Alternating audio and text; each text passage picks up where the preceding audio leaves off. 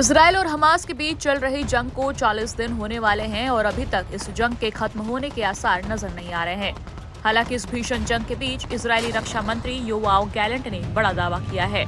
रक्षा मंत्री गैलेंट ने कहा कि हमास ने गाजा से अपना नियंत्रण खो दिया है और आतंकी अब दक्षिण की ओर भाग रहे हैं। हालांकि इजरायली रक्षा मंत्री अपने इस दावे का कोई सबूत तो नहीं दिया, लेकिन ये जरूर कहा कि नागरिक हमास के ठिकानों को लूट रहे हैं और उनका भरोसा अब वहां की सरकार पर नहीं रह गया है।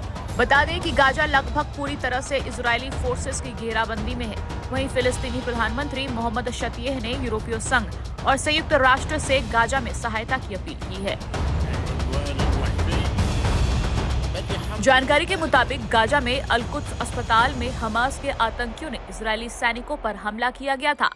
इस दौरान फायरिंग के साथ साथ ग्रेनेड भी फेंके गए। इस हमले के बाद इजरायली फोर्सेस की जवाबी कार्रवाई में हमास के 21 आतंकी मार गिराए।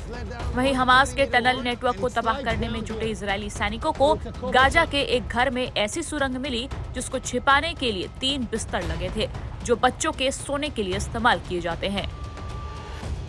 बता दें कि इजरायल डिफेंस फोर्सेस ने गाजा में अब तक 90 से ज्यादा टनल्स खोजी है जो हमास इस्तेमाल करता था। वहीं एक ऐसी सुरंग भी मिली है जिसका एक छोर गाजा शहर की तरफ है तो दूसरा छोर समुद्र की तरफ है।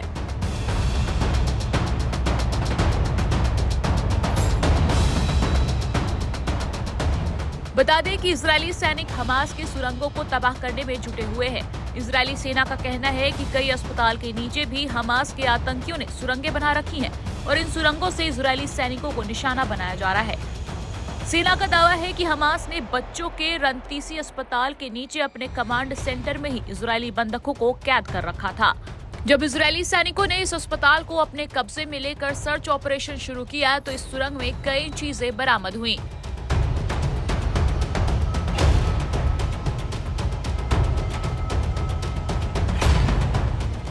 वहीं इजरायली सैनिकों को हमास के एक आतंकी के पास से जर्मनी के तानाशाह एडोल्फ हिटलर की किताब मीन काम्फ मिली है।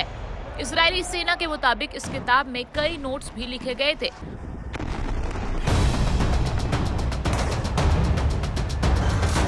वहीं इजरायली राष्ट्रपति ने हिटलर की किताब मिलने के बाद कहा कि ये वही किताब है जिसकी वजह से दूसरा विश्व युद्ध और यहूदियों का नरसंहार हुआ था और अब हमास इजरायल में यही करना चाहता है।